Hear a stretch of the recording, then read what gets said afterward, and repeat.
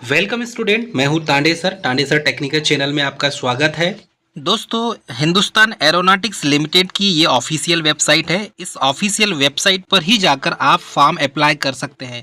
तो यहाँ पर जनरल इन्फॉर्मेशन में और सारी इन्फॉर्मेशन दी हुई है। तो यहाँ पर जैसे ही आप जनरल इन्फॉर्मेशन में जाएंगे तो यहाँ पर जितने भी वैकेंसीज आती है और HAL के द्वारा जितने भी इन्फॉर्मेशन है ये आपको जनरल इन्फॉर्मेशन में देखने मिल जाएगा। वैकेंसीज की जानकारी भी आपको यहीं पर देखने मिलेगी। और इसमें एडवर्टाइजमेंट जो है इसमें sponsor candidate for employment exchange करके इस टाइप से दिया हुआ है। यहाँ से आपको इस 01 ये जो जनरल इन्फॉर्मेशन है इस पर क्लिक करेंगे तो डायरेक्ट आप इस फॉर्म का PDF आपको प्राप्त हो जाएगा।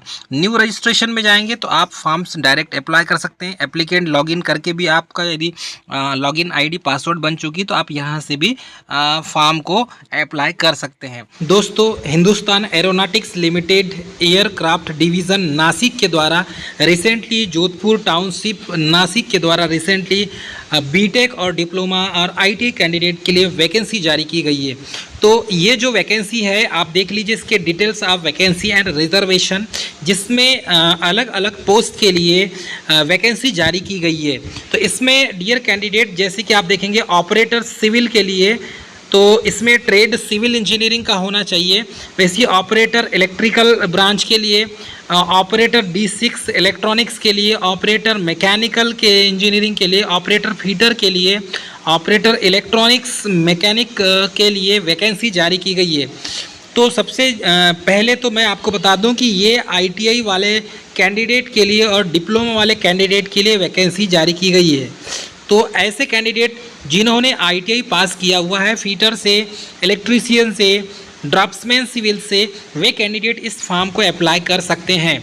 चलिए इसकी पूरी जो डिटेल जानकारी है इसमें यहाँ पर हम देखें तो ऑपरेटर सिविल के लिए यहाँ पर ट्रेड है सिविल से, और UR की 2 पोस्ट है, OBC की 1 पोस्ट है। वैसे ही देखेंगे ऑपरेटर इलेक्ट्रिकल के लिए तो इलेक्ट्रीशियन से आपका ITI कंप्लीट होना चाहिए। UR की 14 पोस्ट है। OBC की यहाँ पर देखेंगे तो इसमें OBC की 3 पोस्ट है, SC की 1 है, ST की 1 है, EWS की 1 पोस्ट है।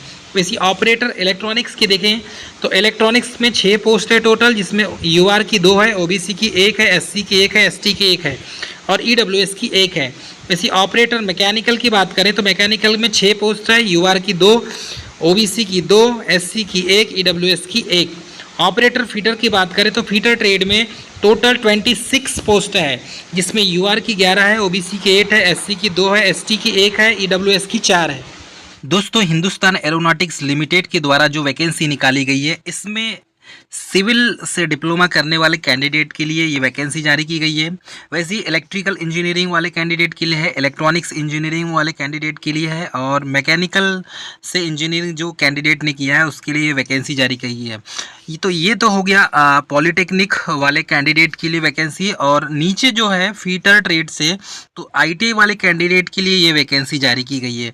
तो ध्यान दीजिएगा, इसमें ITI और पॉलिटेक्निक दोनों ट्रेड के मतलब दोनों सिमिलर पॉलिटेक्निक और ITI वाले दोनों कैंडिडेट के लिए वैकेंसी जारी की गई है। तो फीटर ट्रेड में ITI पास होना चाहिए और इलेक्ट्रॉनिक्स मैकेनिक में ITI पास होना चाहिए।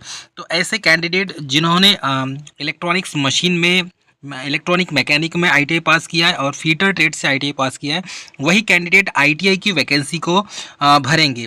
बाकी जो सिविल इंजीनियरिंग है डिप्लोमा से, इलेक्ट्रिकल इंजीनियरिंग है डिप्लोमा से और मतलब इलेक्ट्रॉनिक्स इंजीनियरिंग और मैकेनिकल इंजीनियरिंग डिप्लोमा से है, वही कैंडिडेट इस फॉर्म को अप्लाई कर सकते हैं। ठीक है। और इसमें कुछ इसकी जो क्वालिफिकेशन की बात करें तो इसमें सिविल इंजीनियरिंग के लिए diploma in civil engineering, electrical के लिए diploma in electrical, electronics and telecommunication, electronics and communication से डिप्लोमा जिसका कंप्लीट है वही अप्लाई कर सकते हैं। ऑपरेटर मैकेनिकल के लिए मैकेनिकल इंजीनियरिंग ट्रेड जो ब्रांच है उससे कंप्लीट होना चाहिए डिप्लोमा। पॉलिटेक्निक। तो ये जितने भी ऊपर के जो चार जो ब्रांच है, चारों ब्रांच पांचों ब्रांच से जो कैंडिडेट अप्लाई करना चाहे तो उसका पॉलिटेक्निक मिनिमम क्वालिफिकेशन कंप्लीट होना चाहिए। बीटेक वालों को यहाँ पर एलिजिबिलिटी नहीं दी गई है, डिप्लोमा वालों को ही एलिजिबिलिटी दी गई है। फीटर ट्रेड के लिए और इलेक्ट्रॉनिक मैकेनिक ट्रेड के लिए एनसीवीटी, और इसमें देखेंगे मैं तो एनसीवीटी वाले कैंडिडेट मतलब कि जो एनसीवीटी जिसके पास सर्टिफिकेट है वही अप्लाई करेंगे। ठीक है, candidates may note the following points with respect to the qualification requirement. तो इसमें कुछ डिप्लोमा मिनिमम परसेंटेज मार्क्स दिए हैं स्कोर कार्ड के अनुसार। क्वालिफाइंग एग्जामिनेशन डिप्लोमा एनएसी और एनसीवीटी के द्वारा जो क्राइटेरिया डिसाइड किया गया है उसमें यूआर, ओबीसी और ईडब्ल्यूएस के लिए 60% है। एससीएसटी पीडब्ल्यूडी कैंडिडेट के लिए मिनिमम क्राइटेरिया 50% होना चाहिए।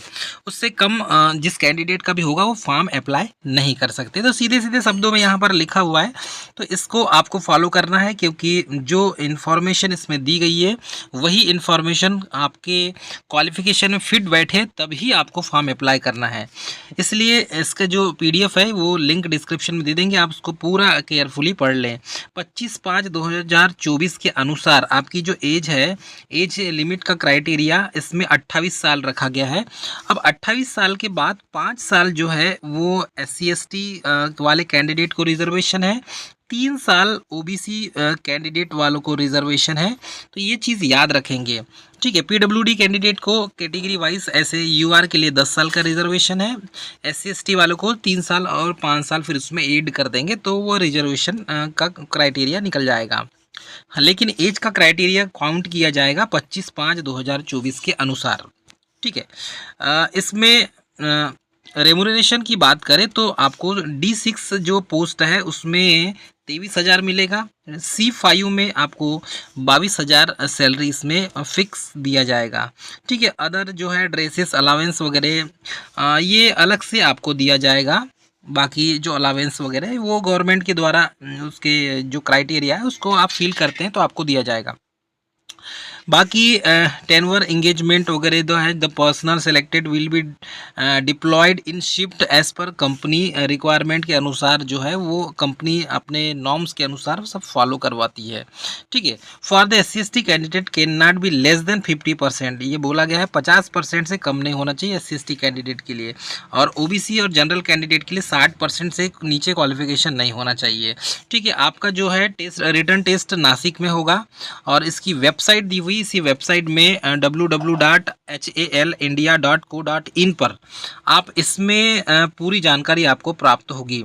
ठीक है, रिटन एग्ज़ाम जो होगी वो CBT एग्ज़ाम बेस्ड ही होगी और इसकी जो सारी जो कंडीशंस है उसको आप अच्छे से पढ़ लेंगे। हाउ टू अप्लाई यदि हम देखें तो एक्स अप्रेंटिस HAL से जो कैंडिडेट ने अप्रेंटिस किया है नासिक से वो फॉर्म अप्लाई कर सकते हैं, उनके लिए एक अच्छी अपॉर्चुनिटी दी गई है। ठीक है, और इसमें फॉर्म आप ऑनलाइन भरेंगे। फॉर्म का जो इसमें वेबसाइट दी हुई है, the candidate are only eligible to apply online, suitable post advertise in this notification, subject to meeting the eligibility criteria, eligible and interested candidate are required to visit HAL। ठीक है, website दी हुई है इसमें halindia.co.in पर। Submit the application online. A candidate is eligible to apply for 1 post only, एक candidate एक ही पोस्ट के लिए अप्लाई कर सकता है। और इसमें कुछ जो इन्फॉर्मेशन है एक्टिविटीज़ की टेंटेटिव डेट दी हुई है। तो issue for of advertisement HAL की वेबसाइट में दी हुई है 18/6/2024 को। Last date for receiving applications इसमें दी हुई है 30/6/2024 को। और डेट ऑफ रिटर्न टेस्ट की बात करें तो 14/7/2024 का इसकी रिटर्न टेस्ट इसकी एग्ज़ाम हो जाएगी। जिस कैंडिडेट ने फॉर्म अप्लाई नहीं किया वो फॉर्म अप्लाई कर दे। इसका जो क्वालिफिकेशन का क्राइटेरिया वो पॉलिटेक्निक, डिप्लोमा और ITI दोनों रिक्वायर्ड है।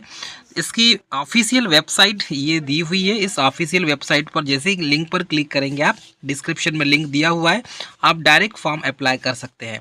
और इससे रिलेटेड जो कोई भी यदि प्रॉब्लम है तो आप हमें कमेंट सेक्शन में कमेंट करके आप बता सकते हैं।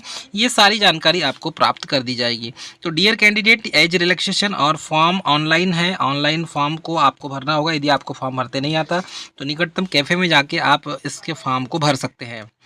तो डियर कैंडिडेट, ये थी मोस्ट इम्पॉर्टेंट जानकारी। मिलेंगे नेक्स्ट वीडियो में, तब तक के लिए स्वस्थ रहें, मस्त रहें, मुस्कुराते रहें। जय हिंद।